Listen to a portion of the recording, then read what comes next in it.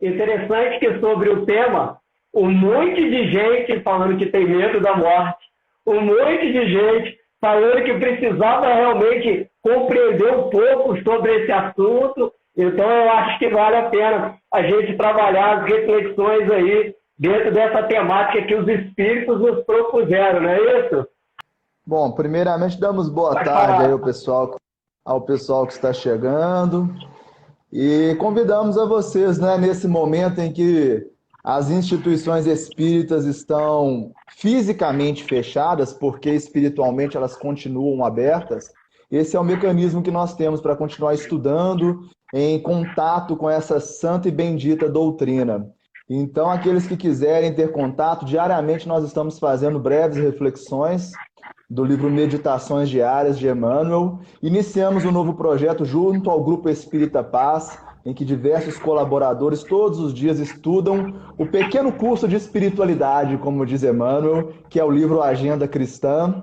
Teremos aí no canal Filhos da Luz, né, o canal do qual nós fazemos parte, 3 lives essa semana, 3 palestras, segunda-feira pelo GEA, quarta-feira pelo Grupo Espírita Amor e Caridade e sexta-feira por um grupo espírita de BH, que eu peço perdão, não me lembro agora o nome. Mas enfim, né? Vão nos seguindo aí pelas redes sociais e a gente vai fazendo esse trabalho de sermos cartas vivas do Evangelho. E sem dúvida hoje vai ser uma tarde extremamente prazerosa e proveitosa. Apesar do tema, vamos verificar que o olhar espírita sobre essa temática é libertador, porque conhece a verdade e a verdade te libertará, ensinou o mestre. Claro, vamos aproveitar aí para fazer um pequeno introito. Quando nós falamos do medo da morte, é fundamental a leitura do capítulo 2º do livro O Céu e o Inferno. Então eu recomendo, desde já, o pessoal fica sempre pedindo referências, não é? Desde já, que aqueles que quiserem aprofundar mais nessa temática, que terminando esse bate-papo, busquem a obra O Céu e o Inferno, uma obra muito pouco lida, pouco estudada, o capítulo 2º da primeira parte. Allan Kardec vai falar sobre o temor da morte. E ali ele, como sempre, né, professoralmente, dá um show e nos dá motivos para compreendermos a morte. Porque o fato de não temer a morte não significa desejá-la. As pessoas às vezes têm um pouco de dificuldade em compreender isso. Fala, pô, você espírita é meio maluco, não tá nem aí se vai morrer, se não vai, não é? Porque o espírita não teme a morte. Ah, mas eu sou espírita e eu temo a morte, então não sou espírita. Bem, eu acho que a pauta é longa. Como eu sempre digo, para falar de espiritismo, todo tempo é pouco. É uma ciência para muitas encarnações, né, meu amigo? Então nós aqui nos atrevemos em alguns minutos simplesmente tocar em alguns pontos para gerar reflexão e interesse no estudo e leitura dos nossos amigos que nos acompanham aí. Gustavo, você foi muito feliz, exatamente. Primeiro que no Espiritismo não tem doutor, né? Somos todos aprendizes. E aprendemos juntos aqui através do diálogo, fazemos novas reflexões, né? Tentando melhorar alguma coisa nas nossas vidas, aplicar aquilo que a gente tem aprendido com a doutrina. E realmente é uma ciência que vai requerer de nós muito estudo, muita dedicação para poder aprofundar no conhecimento da doutrina. E é lógico que em alguns pontos nós não teremos fechado a informação, não é isso? E aí, quando a gente pensa sobre isso, nós vamos crescer se nós nos vemos como aprendizes. Uma boa tarde a todos vocês, com alegria agora, coração mais tranquilo, deixar fluir aqui a inspiração e agradecer a presença de vocês. É muito bom poder fazer essas tardes aqui, essas reflexões. Eu aprendo demais com o Gustavo. Um monte de gente falou, mas esse menino sabe muito. Fica encantado com a sua situação. E eu, como não sou bobo, mineiro tem cara de bobo, mas não é bobo nada, né? Eu aproveitei para te chamar para poder aprender com você, não sou besta nada. E é muito bom, realmente, a gente conversar sobre a doutrina, ouvir outras percepções, né? Ver que as pessoas enxergam de forma diferente determinados pontos e ampliar a nossa forma de ver. E a questão da morte é algo grave. Se a gente conseguir resolver em nós a questão de como enfrentar a morte, a nossa vida vai ser bem diferente. Vocês vão ver nisso a partir dos momentos das nossas reflexões. Então, eu peço ao nosso irmão aí, Gustavo, para fazer a prece e bora para frente. Vamos lá. Uma excelente tarde a todos nós. Bem-aventurados somos nós, aqueles que atenderam o convite do Senhor, aqueles que se reúnem em Cristo para conhecer as leis divinas que regem um processo evolutivo inerente à nossa jornada enquanto espíritos imortais. Jesus, mestre e amigo, o Senhor, que ao contrário do que muitos creem, não morreu na cruz, mas sobreviveu, mostrou-nos que a morte, embora um fenômeno natural, o quanto vamos passar por esse processo com tranquilidade, serenidade, ou dor e sofrimento, só dependerá de nós. Te agradecemos pelo Consolador prometido, que é o Espiritismo, que veio demonstrar através dos fatos, através do relato dos próprios mortos, como esse processo acontece. Te pedimos, Mestre, permita que os bons espíritos estejam conosco a nos intuir para que esse diálogo fraterno engrandeça a nossa condição de cristão, daquele que crê que o Senhor e todos nós sobreviveremos ao túmulo, à morte do corpo físico, para que isso nos dê paz, mas para que isso também traga-nos a responsabilidade de vivermos uma vida em harmonia com as leis divinas. Que a tua paz, Rabi Galileu, seja conosco e que assim seja. Para nós que entendemos a morte sob a ótica da doutrina espírita, ela alivia o sofrimento, as dores do nosso coração, as dores da saudade. Então eu peço a vocês que ajudem a gente a espalhar esse bálsamo, né? Imagina quantas pessoas nesse momento podem estar sofrendo exatamente por não saber lidar com a morte.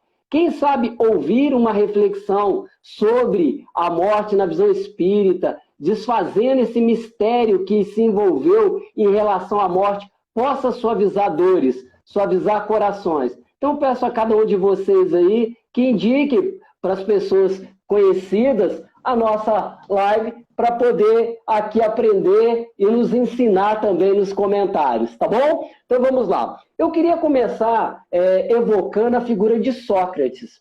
Por quê? Sócrates dizia o seguinte: filosofar é aprender a morrer. Olha só, a filosofia, na ótica socrática, ela nos ensina a morrer. Porque você já percebeu que o medo da morte pode ser uma arma contra a gente mesmo? Quantas vezes a gente faz loucura para evitar ser morto? Quer ver um exemplo? Eu conversava isso com os meus filhos hoje. Na época da Segunda Guerra Mundial, muitas pessoas entregavam outras com medo delas morrerem.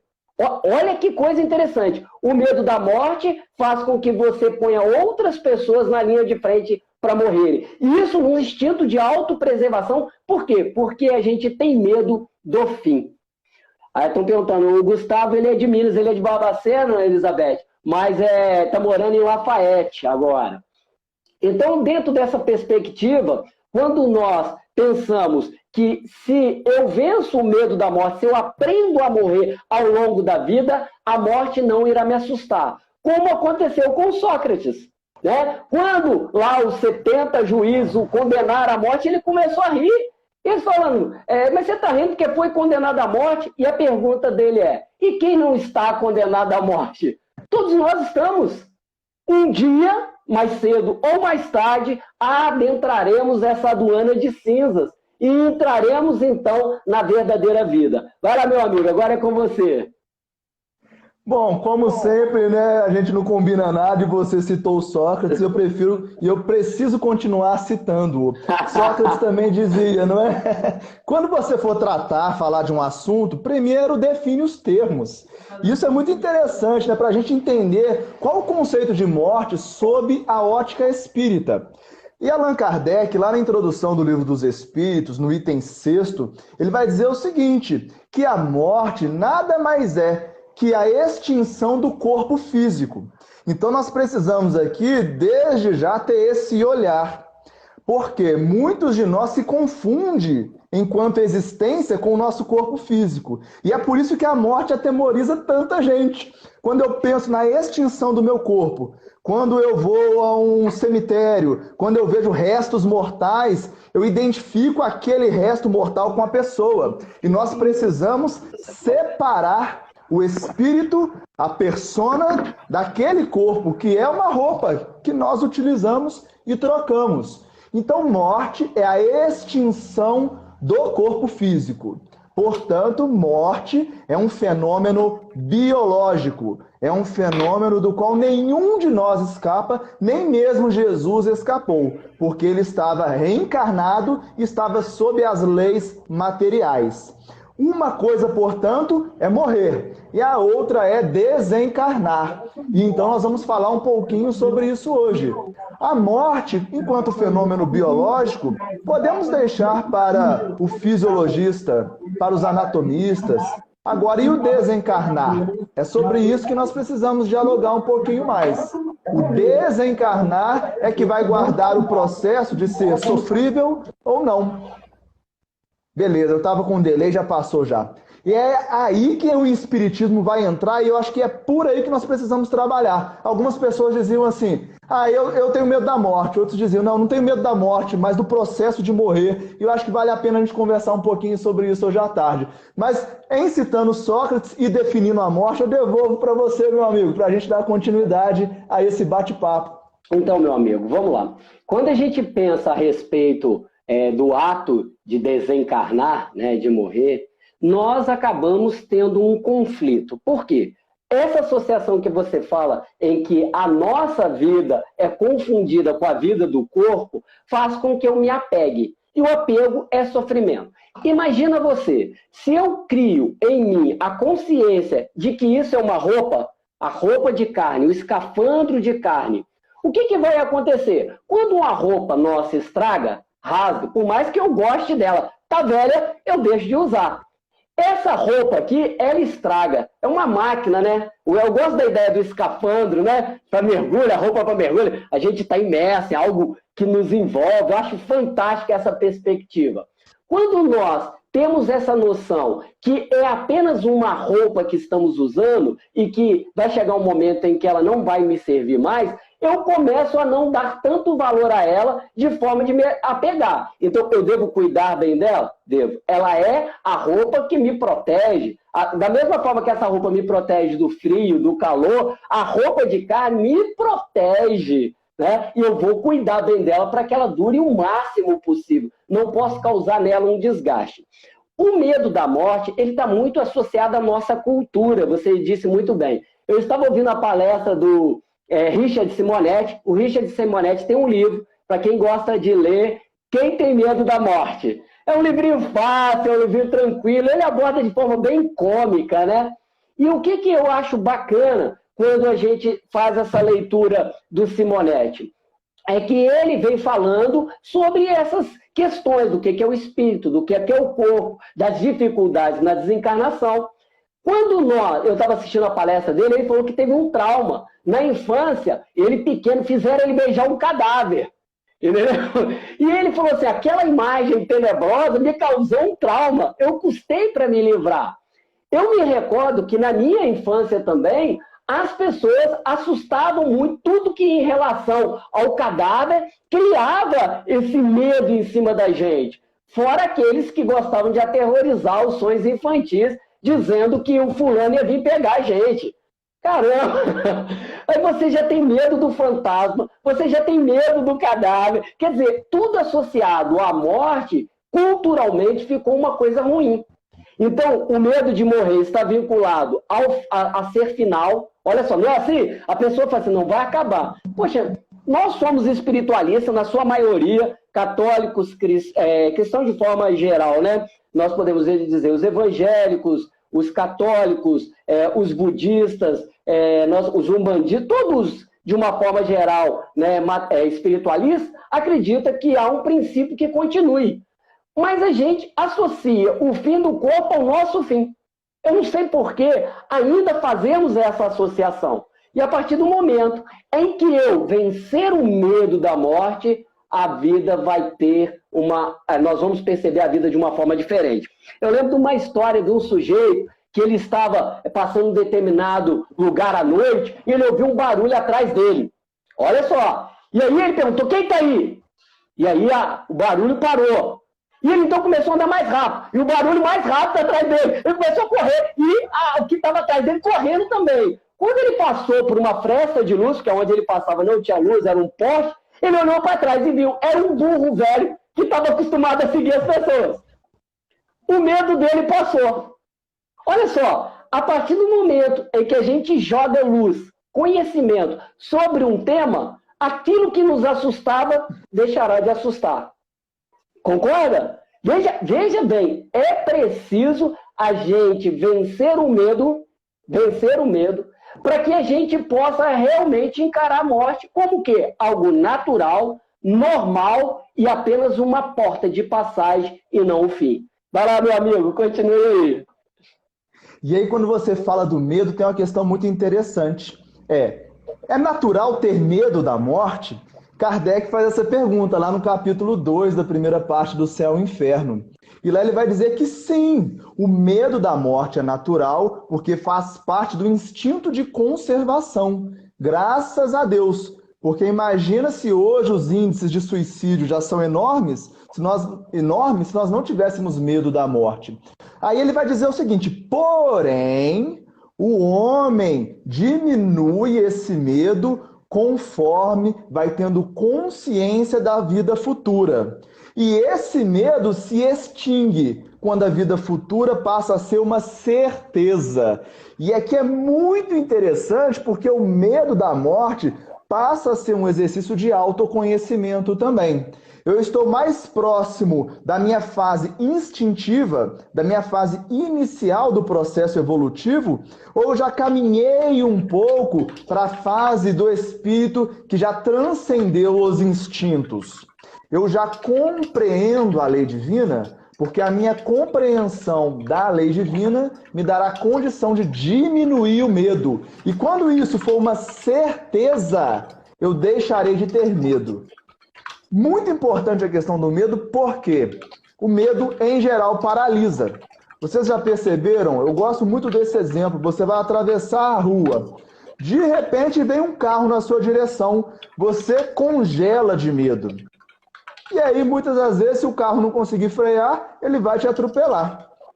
O medo paralisa. E aí, quando eu tenho medo, eu não vou me movimentar espiritualmente falando. Tem pessoas que têm muito mais medo de morrer do que vontade de viver. E é paradoxal, mas ao mesmo tempo é interessante perceber isso. A pessoa passa a vida com medo de morrer.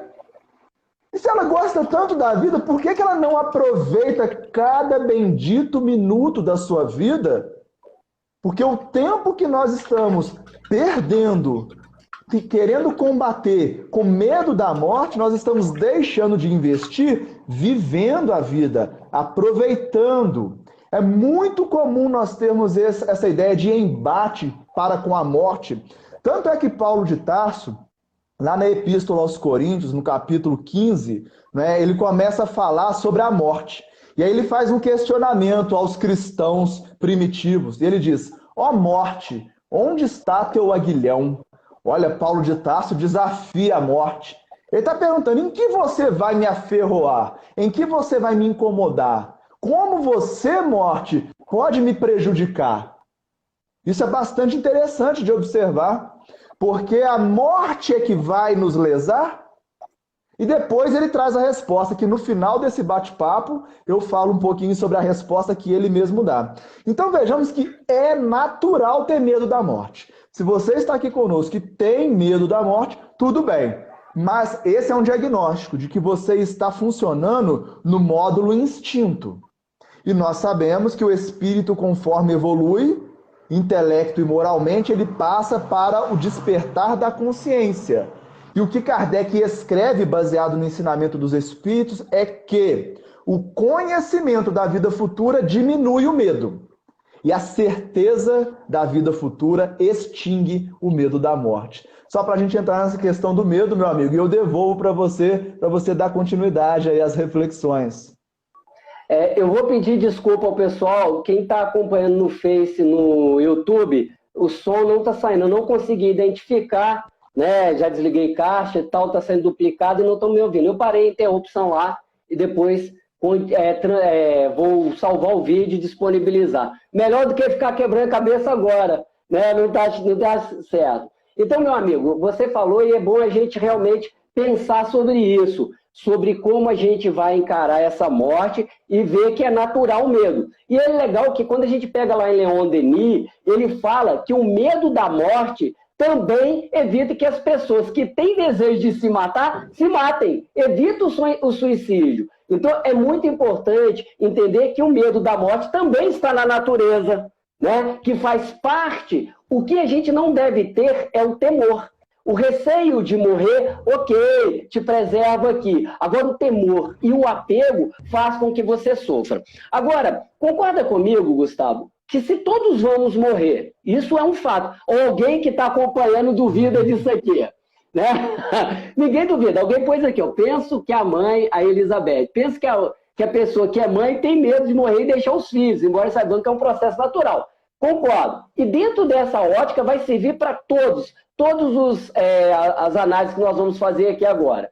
De certa forma, o nosso medo está vinculado ao apego. Vamos pegar o exemplo da mãe. A mãe não quer deixar os filhos. Na cabeça dela, quem vai cuidar deles? Mas os filhos, antes de ser filho da mãe, ele é filho de Deus, filho do Pai de todos nós. E se ele retirou a mãe, há para aqueles espíritos a necessidade de crescerem sem a mãe, como um compromisso espiritual. Faz parte da lição que eles têm que passar. Concordam? Então, o nosso apego, seja a situação, seja o corpo, seja um ente querido, seja a profissão, aos bens materiais, ele faz com que a gente tenha medo, que a gente não queira partir. Como vencer o medo da morte? Bom, é chegar e, pela pesquisa, pela interiorização, vamos dizer assim, pelo estudo, que a morte não é o fim. Só depois que eu entender que eu continuarei exatamente como eu sou, sem me tornar melhor, sem me tornar pior, né? Que eu vou continuar com os mesmos desejos, os mesmos medos, as mesmas vontades. Do lado de lá, eu então vou encarar a morte com tranquilidade. Por que não temerei? Porque eu sei que eu continuarei a existir. Eu falo com os meus filhos, eu sou um amante da morte, né? Eu tenho amor à morte. Por quê? Porque eu vejo como um processo natural. Todas as pessoas amigas que eu amo, todos os meus amigos que desencarnaram, eu converso, Gustavo, com eles como se vivos estivessem, porque eles estão vivos. Como se encarnados estivessem, melhor dizendo, porque eles estão vivos. Então eu penso, eu troco uma ideia, eu emito um pensamento na certeza que eles vão receber as minhas vibrações. E se tiverem condições, irão me responder através da intuição, através dos sonos, dos sonhos. E aí eu gostaria, um amigo meu falou assim, olha, eu fiquei pensando sobre a espiritualidade, porque meu pai deu uns exames alterados, eu vi a possibilidade da morte dele e isso me desesperou. E aí eu fui buscar a espiritualidade, que eu vi que eu estava carente de espiritualidade. Meu amigo Guaraci Nazareno.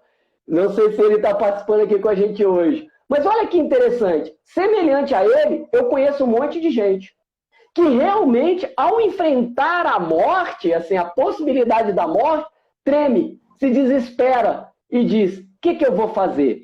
E essas pessoas que não estão bem basadas na fé, na crença de que a vida continua, muitas vezes ela se revolta contra Deus. Não é assim? Por que Deus levou meu filho, o meu marido? Por que Deus deixou que a minha vida ficasse tão pior ao retirar esse ente tão querido e importante na minha estrutura? Vai lá, Gustavo. E é legal, né, quando a gente vê essa abordagem da crença na morte, e é exatamente o que Kardec trabalha nesse item, que a morte hoje, né, ou a existência pós-morte é um fato. Então não é mais um conceito de uma doutrina religiosa tão somente. O Espiritismo, enquanto ciência, comprova a imortalidade da alma. Tem aquele jargão, né? Mas nunca ninguém voltou para contar, né? Eu costumo brincar com o pessoal que, nossa, não vai caber num livro, né? O número de relatos. Mas só para quem tem interesse, só no livro Céu e Inferno, 47 voltaram para contar. Então é importante observar isso. E cada um, a segunda parte do livro Céu e Inferno, trata-se exatamente disso. Os mortos vindo contar como foi o processo de morrer. Olha que coisa interessante. Imagina você que está nos acompanhando, você vai viajar para a Tailândia. Poxa, a gente sabe que é um local que tem uma cultura meio diferente. Não seria bom conversar com alguém que mora lá? Que roupa que eu levo? Quais são os hábitos, os costumes? O Espiritismo nos propõe exatamente isso. Nós vamos fazer uma viagem e essa viagem não tem como nós delongarmos além da vontade divina. Então, fatalmente morreremos. Vamos para o país do mundo espiritual. E quando eu posso receber informações dos seres que habitam essa sociedade, é uma bênção, porque eles lá vamos falar sobre os comportamentos que lá devemos ter e como cada um foi recepcionado lá. E é muito interessante porque Kardec ele vai elencar tipos de indivíduos que desencarnaram. Então, desde pessoas que desencarnaram felizes, se sentiram felicíssimas por desencarnar, até seres que passaram anos e anos se vendo morrer, seres que viram o corpo putrefando no cemitério, o suicida que se lança e que se vê cair por vários anos. Então, cada caso é um caso. E aí alguém comentou assim, olha, da morte eu não tenho medo, mas é o fato da passagem, isso me deixa um pouco de receio. Dói morrer? Né? Essa é uma pergunta boa, será que dói morrer? E aí eu gostaria de convidar os irmãos para um estudo, rápido, obviamente, mas principalmente para um convite. A leitura da Gênese, os capítulos 11 e 14. No capítulo 11 da Gênese, Kardec traz uma informação muito interessante do mundo espiritual. Ele vai dizer assim, o perispírito, ele é ligado molécula a molécula ao nosso corpo físico. Então guardem essa informação, ela é muito importante.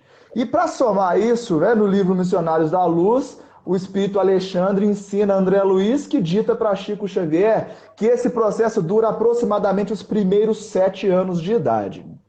Então, nosso corpo perispiritual, ele é vinculado eletromagneticamente, molécula a molécula, ao nosso corpo físico. E o que isso tem a ver com morte dói, Gustavo? Porque aí no capítulo 14, Kardec vai dizer o seguinte, o perispírito de cada ser vai ser mais denso ou mais rarefeito, a depender da evolução moral. Então, quanto mais evoluído é o espírito, seu perispírito se torna mais rarefeito. Logo, ele terá menor afinidade com o corpo material. E aí nós podemos dar o exemplo clássico da limalha de ferro e o ímã. Então, se o nosso perispírito ele é muito denso, aquela ligação molécula a molécula vai ser mais difícil de se desfazer. Lembrando que o perispírito torna-se denso quando eu estou em desarmonia com a lei divina, quando eu sou menos evoluído. Se o meu perispírito ele é mais rarefeito, esse perispírito desprende-se com mais facilidade do corpo físico. E dói ou não dói morrer? Depende. Existem espíritos que ajudam no seu processo de desencarne. É o caso de Bezerra de Menezes, por exemplo. Imagina ele desencarnando, ele corta aquele laço fluídico chamado cordão de prata e ajuda no seu processo de desencarne. Outros ficam 5, 6, 10, não tem regra, anos presos perispiritualmente aos restos do corpo físico. A diferença é a ligação molécula a molécula do perispírito para o corpo físico. E aqui nós temos uma aplicabilidade moral desse estudo de hoje. E eu te pergunto, você tem medo de morrer? Eu só travar, você tem Gustavo, medo de... travou. Quando eu voltar, você me fala. Gustavo. Vamos ver. Alô? Você ficou com isso mais, deve ter tido uma queda na sua internet e está travando agora. Não, bom, travou para mim. Bom, vou continuar até o Gustavo estabilizar ali essa alteração, beleza? Pode concluir, Gustavo. Acho que voltou bem. Beleza, então. Vamos lá. Só para a gente fechar, é a aplicabilidade moral desse estudo sobre a morte e sobre o desencarnar. E aí a pergunta, se você tem medo de morrer, se você tem medo de sentir dor ou da perturbação ser grande ao morrer, é muito simples. Seja um homem de bem. Procure evoluir moralmente. E seu perispírito vai ter cada vez menos ligação com seu corpo físico. E se você tem medo de se ver embaixo da terra, de ver seu corpo putrefando, isso não vai te acontecer se você não tiver afinidade com as questões materiais. E aí entra o apego que o Nelsinho muito bem colocou. Se estivermos apegados às questões materiais, molecularmente os nossos perispíritos estarão muito vinculados como a limalha de ferro ao ímã, ao nosso corpo físico. E aí vem a mensagem do desprendimento da matéria para que tenhamos um processo de morrer bem. Então eu sugiro que vocês leiam a segunda parte do Céu e Inferno para vocês perceberem. Indivíduos que tiveram uma vida moralmente adequada ficaram felizes com o processo de desencarnar. E o contrário, infelizmente, é verdadeiro. Devolvo para você, meu amigo, para dar um segmento ao nosso bate-papo. A Elaine colocou aí, morre e não desencarna. Tem muita gente que morre e não desencarna. Gostei dessa, é um fato. O Alex comentou que é melhor a gente fazer a reforma íntima. Com certeza. O problema é que às vezes a gente ainda não tem a maturidade para fazer as transformações que nos competem, né?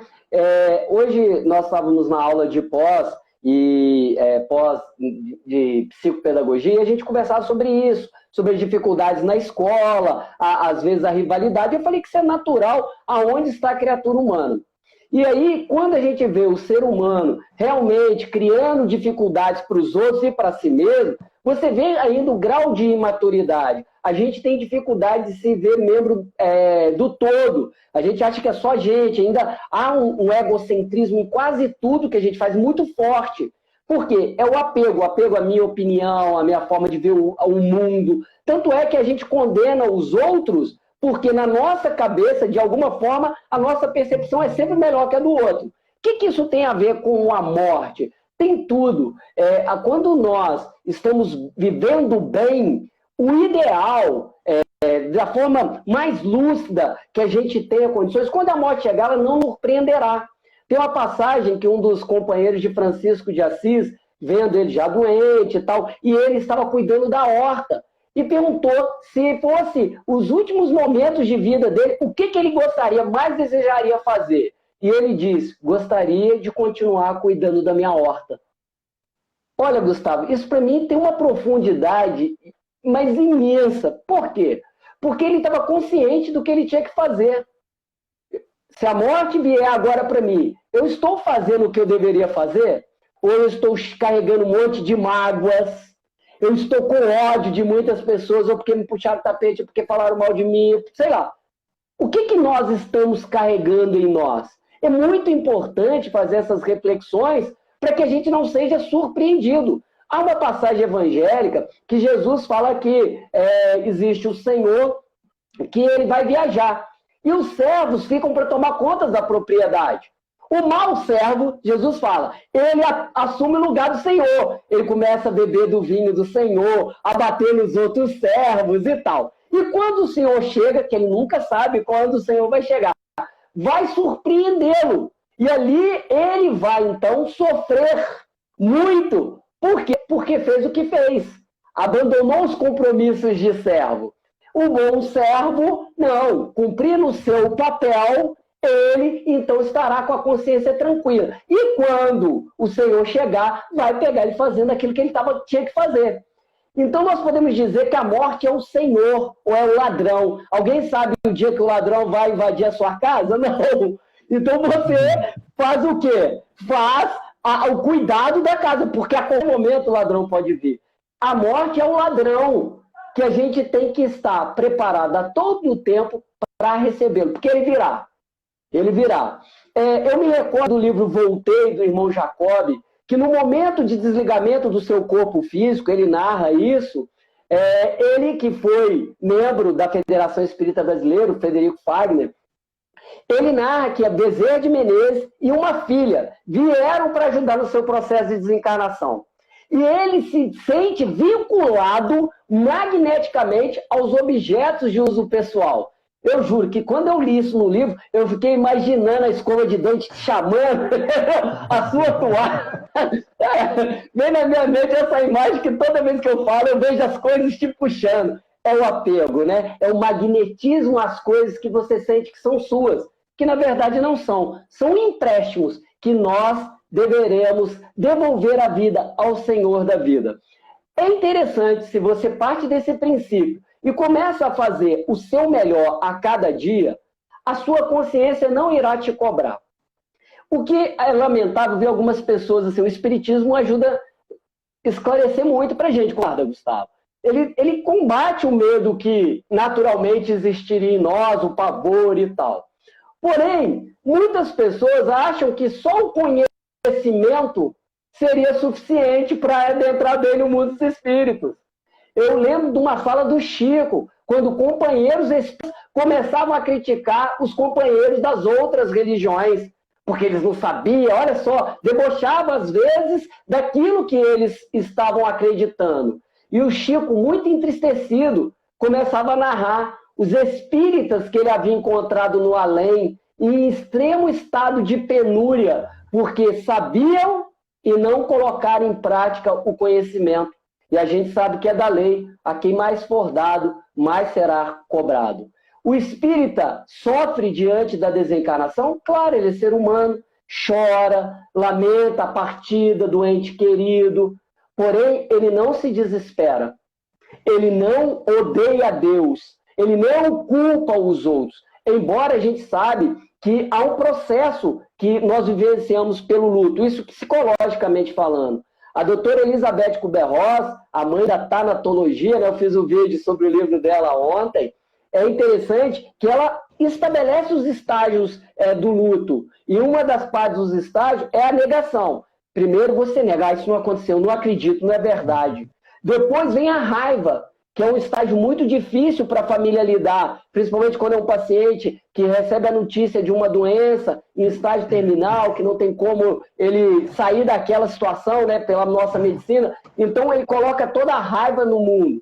Aí o terceiro estágio é a negociação, né, a esperança de que vai haver um milagre, que ele vai ser curado, de alguma forma ele se sente especial.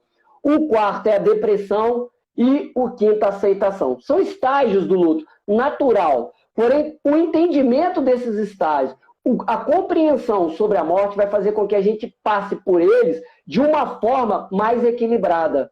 Sem a loucura de se julgar dentro do caixão, né? Na hora que o caixão estiver sendo colocado debaixo da terra, me leva com você e tal. E aí se alguém joga uma pá de terra lá, a pessoa sai rapidinho. Mas vai lá, meu irmão, faça as suas considerações. E aí nós temos um papel importante também dos espíritas, que alguns dizem, né? Não, eu não temo a morte, mas eu vejo o sofrimento das pessoas que eu amo, né? Que têm dificuldade ainda com esse processo, e o processo de desencarnar para esses indivíduos. E tem, né, no livro Obreiros da Vida Eterna, André Luiz narra um fato do desencarne de um espírita chamado Dimas, e mostra-se quão complexo foi para ele desencarnar. O corpo morreu, então houve o processo biológico, mas ele continuou vinculado ao corpo, e como foi difícil para ele esse processo, vai dizer André Luiz, uma espécie de teia acinzentada que era lançado da mente de seus familiares, que não o permitiam ir. E aí utilizou-se de um recurso muito interessante, né, que nós vemos cotidianamente. Quem trabalha no hospital, então, sempre nos relata que o paciente tem uma melhora. E aí a família relaxa, acha que está tudo bem, vai dar uma passeada e, de repente, há a morte e depois o desencarne. Então veja como é importante para nós, não só para as nossas vidas, mas para a vida daqueles que amamos, nesse momento, libertá-los, dar-lhes confiança para seguir a jornada evolutiva, porque o Pai os está convidando para retornar para casa. Nós temos uma inversão de valor muito grande, nós achamos que aqui é a nossa residência. Não, aqui, como diz o PP, meu filhinho de 9 anos, no culto do lar uma vez ele soltou essa, ele devia ter uns 3, 4 aninhos. Pai, aqui é a nossa escola, né? Porque a nossa casa é o mundo espiritual, não é verdade? Eu falei, exatamente. Aqui é a escola, gente. A gente sai de casa e vai para a aula, mas depois a gente volta para casa depois da aula. E muitos de nós acham que é o contrário.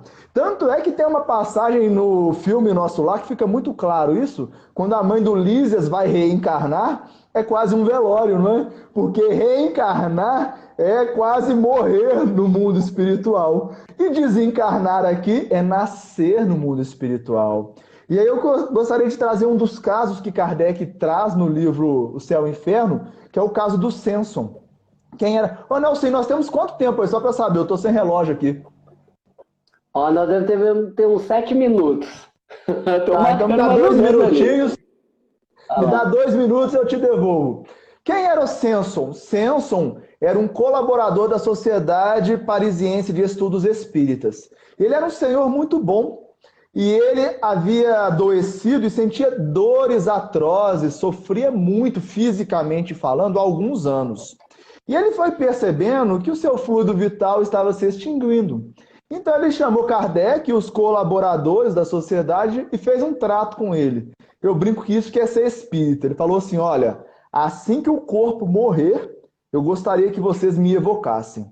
Porque eu gostaria de contribuir para essa ciência, dando um depoimento a vocês sobre o que acontece tão logo a morte do corpo físico aconteça. Porque nós temos relatos de espíritos que já desencarnaram há alguns meses, há alguns anos. Eu gostaria de ser aquele que dá um relato daquele que desencarnou há algumas horas. E aí, narra Kardec que, durante o velório, olha que interessante, eles já estavam evocando Samson na sala ao lado, e o espírito já Samson se manifesta. E ele se manifesta agradecendo a Deus, louvando a Deus, dando graças a Deus, porque ele estava liberto daquele corpo que, embora tenha sido uma bênção para o seu processo evolutivo, já estava pesando a vida dele. E agora ele sentia-se como um pássaro liberto de uma gaiola. Não tinha dores, poderia agora caminhar, poderia volitar, estava com a sua consciência ampliada. E ele vai dizer, por favor, levem essa minha mensagem quando estiverem me enterrando, para que meus filhos que não creiam ainda possam perceber a bênção que é o Espiritismo. Que a terra seja leve para esse pobre corpo que fica. Então olha que mensagem maravilhosa, porque nós queremos o quê para as pessoas que nós amamos? O bem ou o mal? Será que não é egoísmo preferir que o indivíduo fique conosco sofrendo do que ele seja feliz e continue conosco, porém num outro estágio de vida?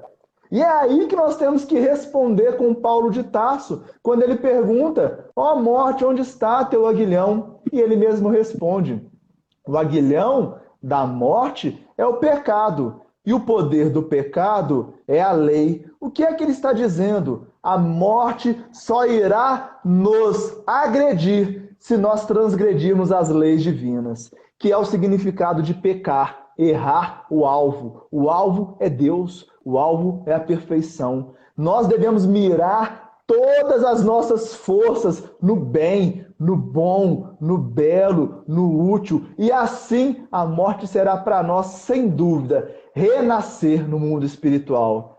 Inclusive, concluímos e já nos despedimos para devolver para o Nelsinho com aquela célebre frase que consta no túmulo de Hippolyte Léon Denisard Rivaio, não é? Dita por Camille Flammarion. Nascer, morrer, Renascer então e progredir constantemente é a lei. Meus irmãos, é lei divina. Vamos nascer, morrer, renascer para progredirmos constantemente, pois essa é a vontade do Pai. Não adianta fazer biquinho, não adianta bater o pezinho, não adianta falar que não gosta, porque essa é a vontade da inteligência suprema.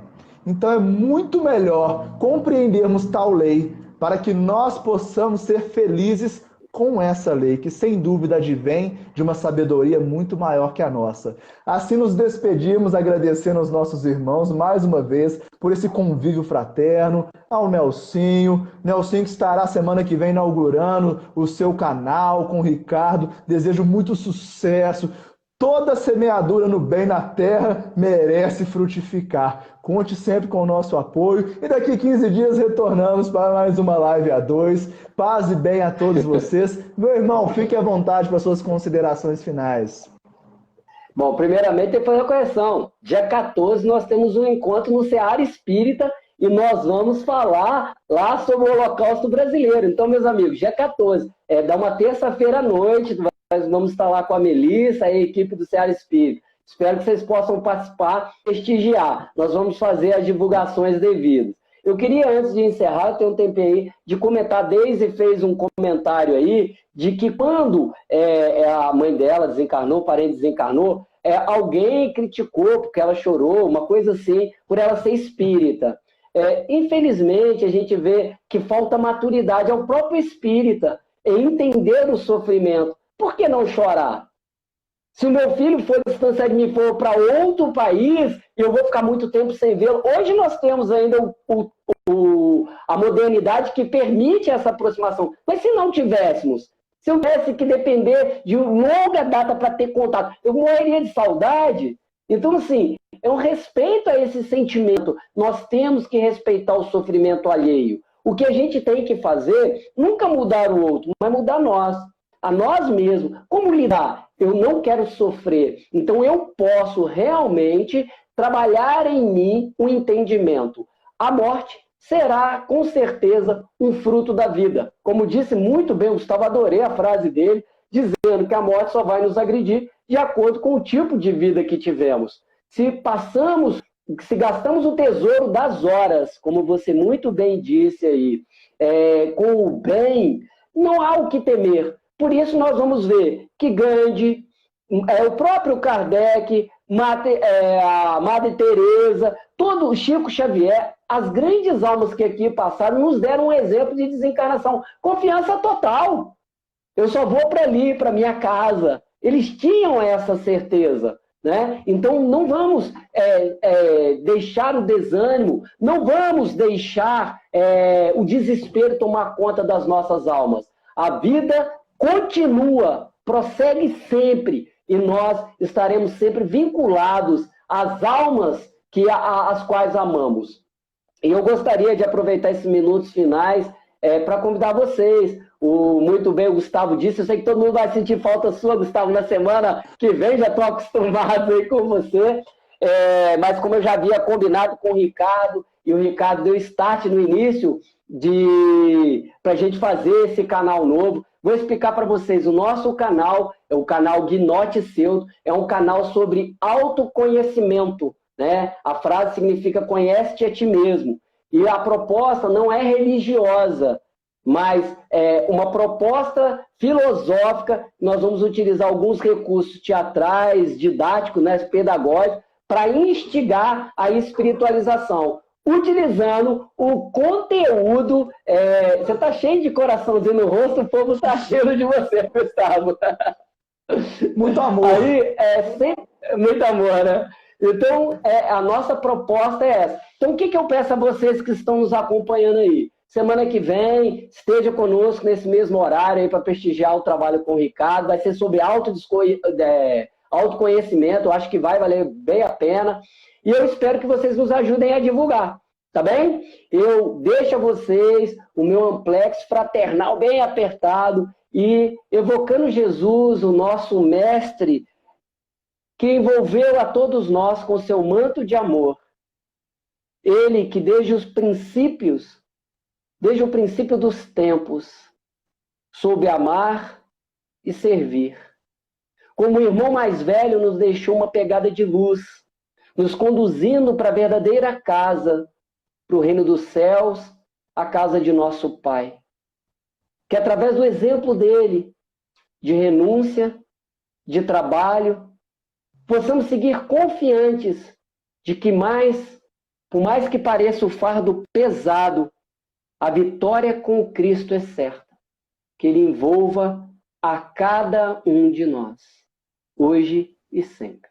Que assim seja. Que assim seja. Gustavo, um grande abraço.